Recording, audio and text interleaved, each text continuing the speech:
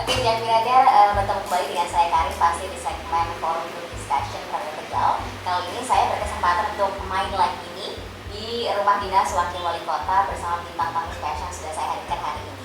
Hari ini kenapa saya bilang spesial? Karena pertama kalinya saya tidak hanya perempuan sendiri ya, Jangan Radar. Di sini sudah banyak wanita-wanita cantik ya, tentunya menemani saya untuk memberikan informasi sekaligus edukasi tentunya untuk masyarakat terkait dengan penanganan pandemi virus corona. Khususnya di segmen kali ini tema kita adalah peran perempuan dalam membantu menangani COVID-19. Selamat pagi untuk ibu cantik yang sudah di sini. Gimana nih kabarnya, sehat semua? Oke, ini boleh saya perkenalkan dulu satu-satu untuk Jangan Radar ya tentunya. Yang di tengah ada Wakil Ketua PKK Kota Tegal yaitu Ibu Dia Probodani. Ibu, gimana kabarnya, sehat ya? Alhamdulillah sehat. Oke, terima kasih sudah mau menyempatkan waktunya untuk hadir. Kemudian di samping kanannya ada Kepala Dinas Kesehatan Kota Tegal yaitu Dr. Sri Finowati Indraswari SPKK MMNH. Ibu, gak bosan dalam ketemu saya lagi Ibu ya? Oke, terima kasih Ibu sudah hadir. Dan terakhir di samping saya ada Komisioner Bawaslu Kota Tegal yaitu Ibu Nurbaini. Ibu masih semangat? Masih semangat, luar biasa. Oke, Jangan Radar, memang semangat perempuan itu dibutuhkan ya, apalagi di situasi pandemi saat ini di mana memang salah satu protokol kesehatan yang perlu kita gaungkan adalah ingat pesan ibu, yaitu 3M, wajib untuk menggunakan masker, wajib untuk mencuci tangan menggunakan sabun, dan terakhir adalah wajib untuk menjaga jarak. Demikian protokol kesehatan yang tentunya harus selalu kita gaungkan dan tentunya tidak hanya digaungkan tapi juga diterapkan dalam kehidupan sehari-hari.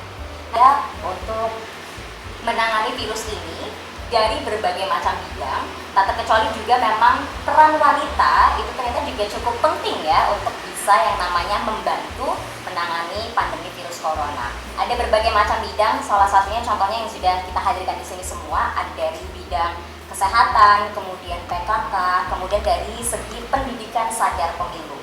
Nah, ini yang pertanyaannya adalah sebelum saya memberikan pertanyaan terlebih dahulu, karena ini bertepatan dengan bulan Desember, Ibu, Hari Ibu ya.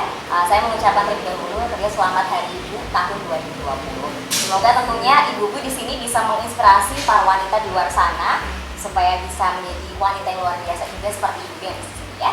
Oke. Nah, saya mau bertanya dulu nih untuk Ibu Dia terkait dengan PKK ya Ibu.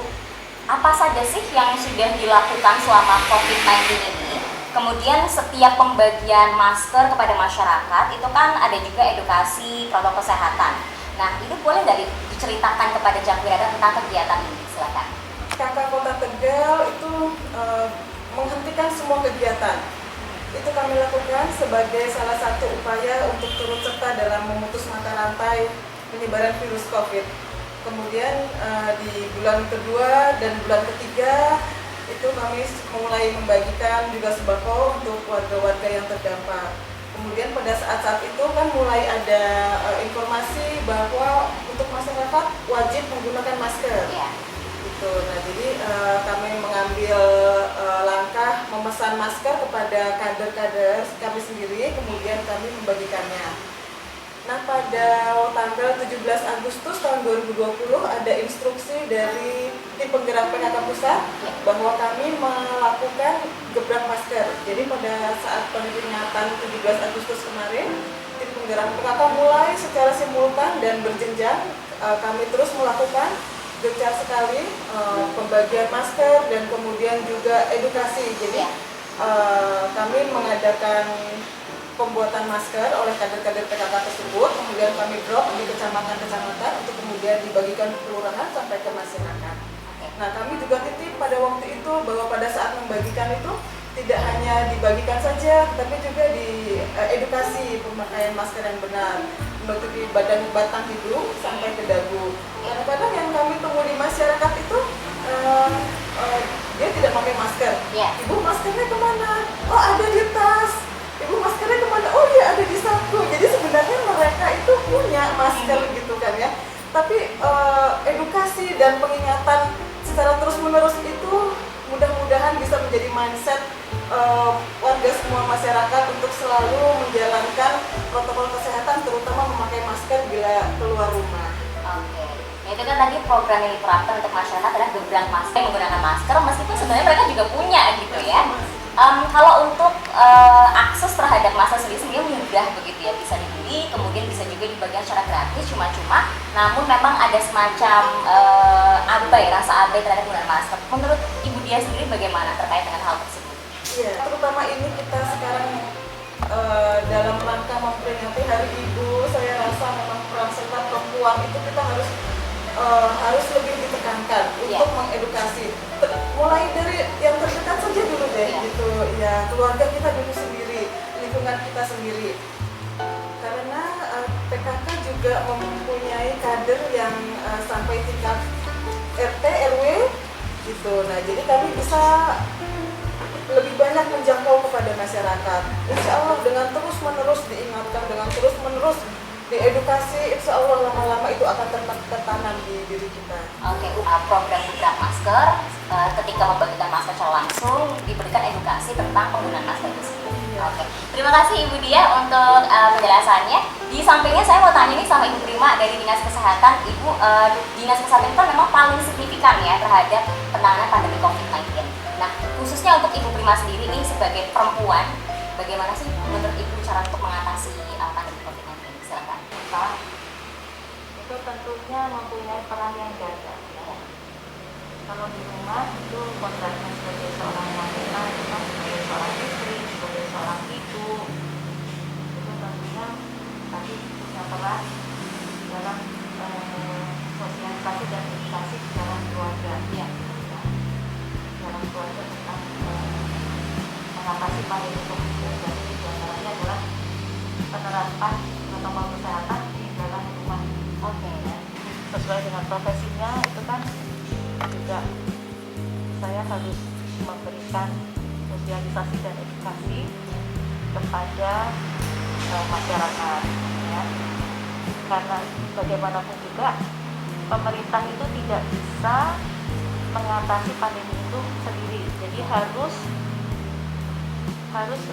ada peran serta dari masyarakat. Di antaranya adalah para wanita, para ibu-ibu ya.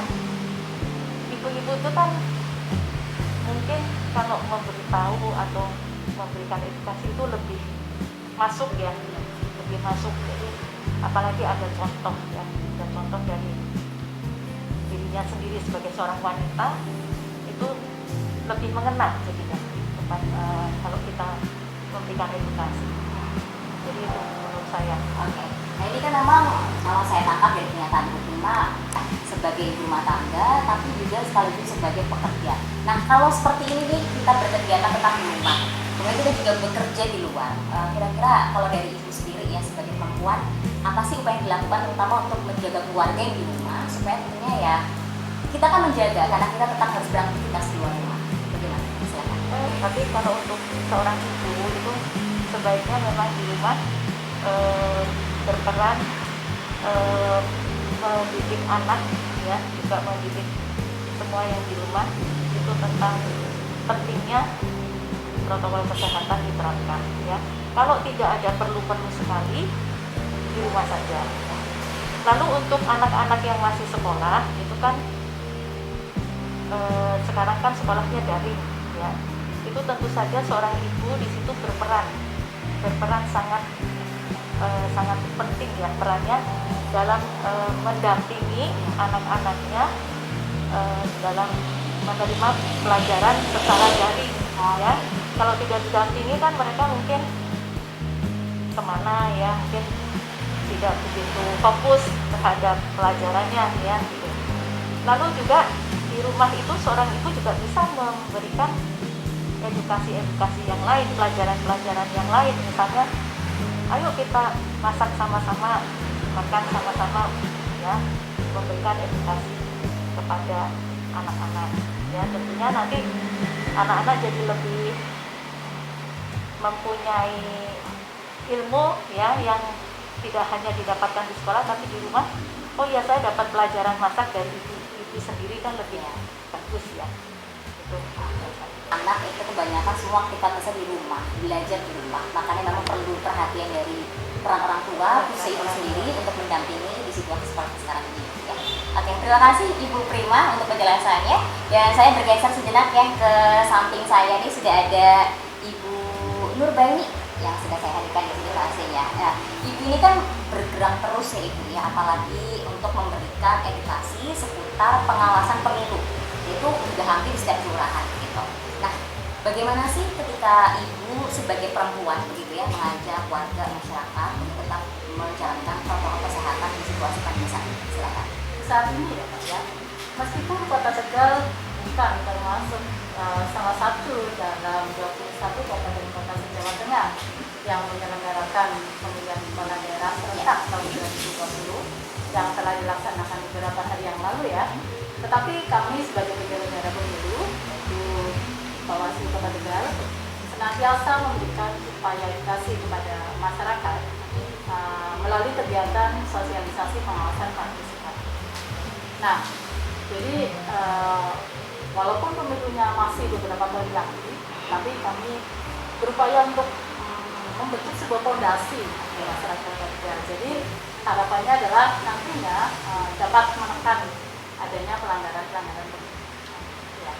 Nah, dalam kegiatan-kegiatan sosialisasi pengawasan partisipatif yang kami selenggarakan di tengah pandemi ini, dalam pelaksanaannya kami tetap menerapkan protokol kesehatan, baik untuk panitia maupun untuk peserta. Nah, dengan cara adalah sebelum acara dimulai, kami memastikan atau menginformasikan kepada peserta agar dalam pelaksanaan nanti memakai masker. Nah, dalam pelaksanaannya juga kami menyediakan masker, hand sanitizer, dan juga mengukur suhu tubuh peserta sebelum kegiatan atau saat registrasi. Ya. Nah, harapannya tentu saja masyarakat atau peserta dapat mengikuti tentang bagaimana cara menerapkan protokol kesehatan.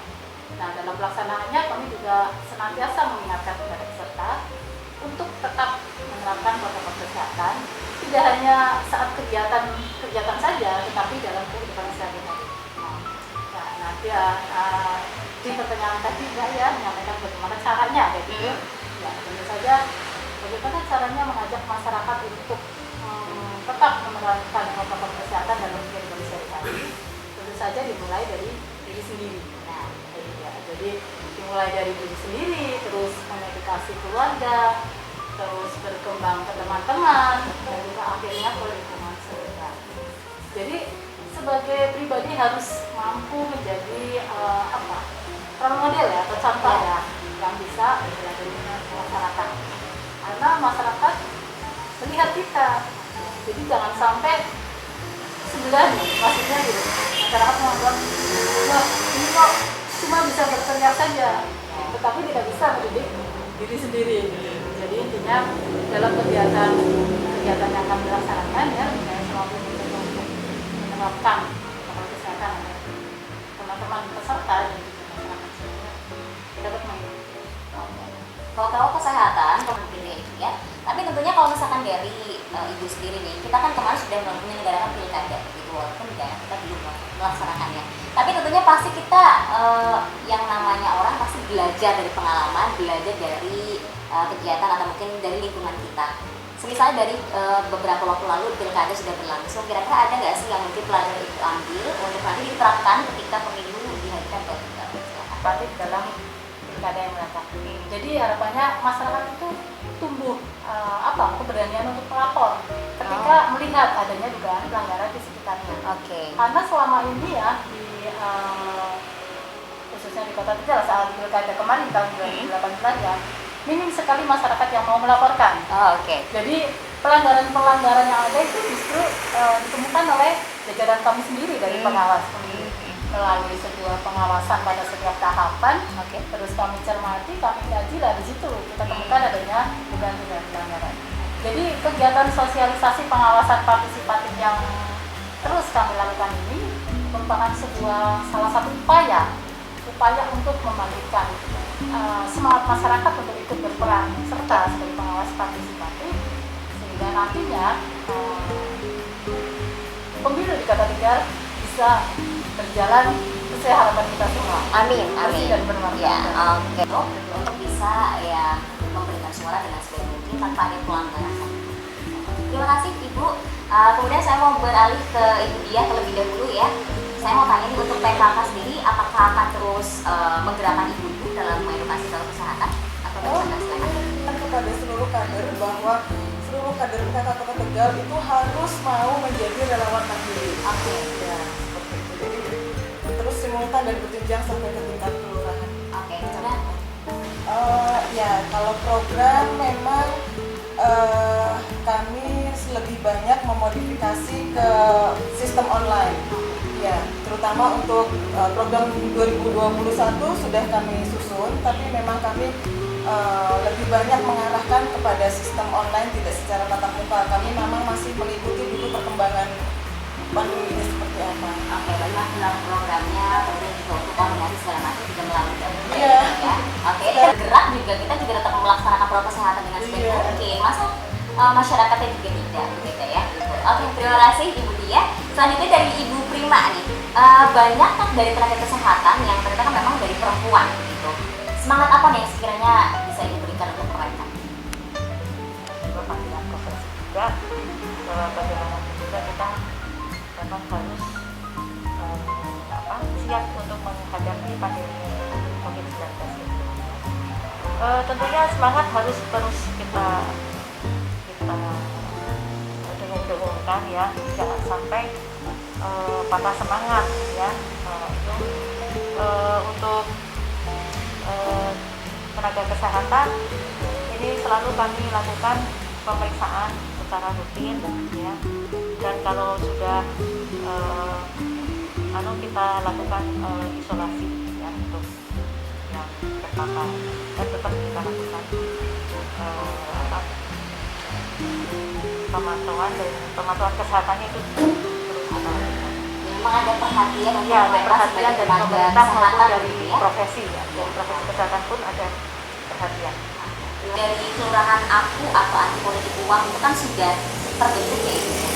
Bagaimana sih untuk menjaga tetap terus berjalan, kemudian juga tetap menyelesaikan dengan protokol kesehatan yang ada, dan boleh dijelaskan terlebih dahulu nggak untuk jadwal apa itu kelurahan aku? Memang telah membentuk kelurahan aku. Kelurahan aku itu kepanjangan dari anti politik uang. Oke. Ya, kelurahan anti politik uang itu untuk sementara terbentuk di 3 kelurahan, yaitu Selerok, Kalimaman Wetan, dan Keraton. Oke. Nah, kelurahan anti politik uang ini kami bentuk pada tahun 2019. Setelah dibentuk, kami launching. Nah, di tahun 2020 ini kami punya program atau program kegiatan dalam pembinaan kelurahan anti politik uang. Jadi harapannya adalah sudah dibentuk nih tahun 2019, sudah di launching juga. Oke. Nah, jangan sampai berhenti sampai di situ. Oke. Jadi kami selalu berusaha untuk mengingatkan masyarakat tentang kelurahan anti politik uang yang pernah bersama-sama dibentuk dan di launching, sehingga tetap ada pembinaannya setiap tahun. Tentu saja kegiatan pembinaan kelurahan anti politik uang ini kami laksanakan juga dengan tetap menerapkan protokol kesehatan.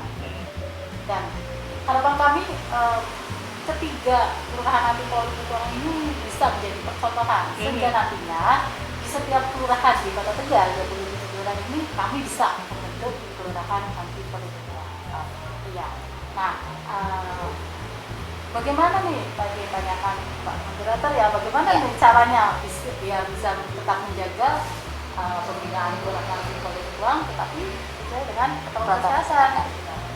Tentu saja kami senantiasa mencari wawasan atau informasi-informasi terbaru ya Pak ya, karena pada kegiatan-kegiatan yang kami laksanakan peserta itu untuk saat ini pertanyaannya tidak fokus berkisar sekitar bagaimana nih prosedur penanganan pelanggaran pilkada ataupun pemilu, berapa masa waktu yang bisa ketika masyarakat ingin melaporkan, atau bagaimana nih cara masyarakat untuk ikut berperan mengawasi pemilu. Tetapi pertanyaan peserta saat ini kadang beberapa ya itu justru mengarah kepada kondisi seperti saat ini, seperti bagaimana nih Bu caranya kita memberikan pencerahan kepada tetangga yang abai terhadap untuk kesehatan. Iya, Oke. terus bagaimana nih kita memberi pemahaman kepada saudara yang saat ini lagi kompak-kompaknya mengadakan hajatan, Iya. mengadakan justru yang di situ gitu kan. Teman-teman peserta banyak pertanyaan seperti itu. Makanya kami senantiasa untuk mencari wawasan baru. Bagaimana nih agar pertanyaan peserta itu bisa dijawab secara ilmiah. Oke. Oh iya, tentu saja banyak pendekatan yang kami lakukan ya. Salah satunya adalah pendekatan ilmiah, sosial, dan keagamaan. Kalau pendekatan ilmiah tadi telah dijelaskan oleh pakarnya ada 5 ya tentang bagaimana itu COVID. Kalau tentang sosial kami sesuaikan dengan kehidupan masyarakat saat ini ya, keadaan masyarakat saat ini. Kalau dalam keagamaan kami senantiasa menyelipkan kepada peserta bahwasannya dalam keadaan seperti ini kita harus berikhtiar mendekatkan diri pada Tuhan dan juga bertawakal. Oke. Jadi harapannya kegiatan-kegiatan yang kami laksanakan di tengah pandemi ini selain bisa memberikan pencerahan kepada masyarakat tentang bahaya politik uang, makanya kami membentuk kelurahan politik uang. Nah di situ juga masyarakat bisa mengetahui atau bisa memahami pentingnya protokol kesehatan. Jadi ilmu anti politik uangnya dapat nih. Nah protokol kesehatannya mereka juga dapat. Semuanya dapat. Semuanya dapat begitu ya. Kira apa pesan Ibu khususnya untuk PKK ini dari tingkat kelurahan hingga kota untuk bisa bersama melawan COVID-19? Silahkan Ibu bisa disampaikan. Bertepatan juga dalam peringatan Hari Ibu, saya mengajak ibu-ibu dari kader PKK untuk menekankan peran ibu terhadap membantunya untuk menekan angka pertumbuhan, angka berkembangnya virus COVID. Dengan cara kita mengedukasi atau selalu mengikatkan lingkungan kita dulu deh, keluarga kita dulu deh. Gitu, mudah-mudahan nanti dengan terus-menerusnya, dengan simultannya kita selalu meningkatkan cerewet ya, kalau ibu-ibu itu cerewet gitu. Mudah-mudahan virus ini akan segera berakhir dan kita semua akan dapat melewatinya dengan sehat dan selamat. Anak ya, dukungan tetap kami berikan, penghargaan yang setinggi-tingginya kami berikan. Jangan lupa kalau pulang ke rumah itu mandi dulu ya, kalau perlu mandi di kantor di fasilitas pelayanan kesehatan, ganti baju baru pulang ke rumah ya, sehingga keluarga aman ya. Jadi selalu mengutamakan keselamatan bagi dirinya maupun bagi keluarga dan juga bagi masyarakat. Luar biasa, terima kasih. Pesan untuk perempuan-perempuan hebat Ya. tidak hanya untuk perempuan-perempuan hebat dari peserta kelurahan anti politik uang, tetapi untuk semuanya ya, bahwa kita seorang ibu mempunyai peran yang sangat penting dan strategis dalam mengedukasi ya. Karena seorang ibu adalah daya rumah tangga. Maka ketika semua ibu mau dan mampu mengedukasi tentang protokol kesehatan, saya yakin semua kendala lebih mudah dapat diatasi. Ya. Karena keluarga adalah organisasi dasar yang membentuk masyarakat hingga ke lingkup negara. Jadi tugas kita seorang ibu adalah mengedukasi dan mengajak para ibu sebagai pilar rumah tangga untuk menerapkan protokol kesehatan. Oke, terima kasih Ibu untuk pesannya luar biasa. Oke, jadi demikian obrolan saya bersama bintang tamu yang sudah saya hadirkan di segmen kita kali ini terkait dengan peran perempuan dalam membantu menangani pandemi COVID-19 spesial Hari Ibu. Pastinya dengan bintang tamu yang sudah saya hadirkan, terima kasih sekali lagi untuk waktunya Ibu. Dan tentunya mudah-mudahan seperti yang sudah beliau sampaikan ya, Cakwera selalu ingat protokol kesehatan, yaitu ingat pesan Ibu. 3M, wajib untuk menggunakan masker, wajib untuk mencuci tangan menggunakan sabun, dan terakhir adalah wajib untuk menjaga jarak. Saya Pak Karim pamit undur diri, Cakwera, sampai jumpa.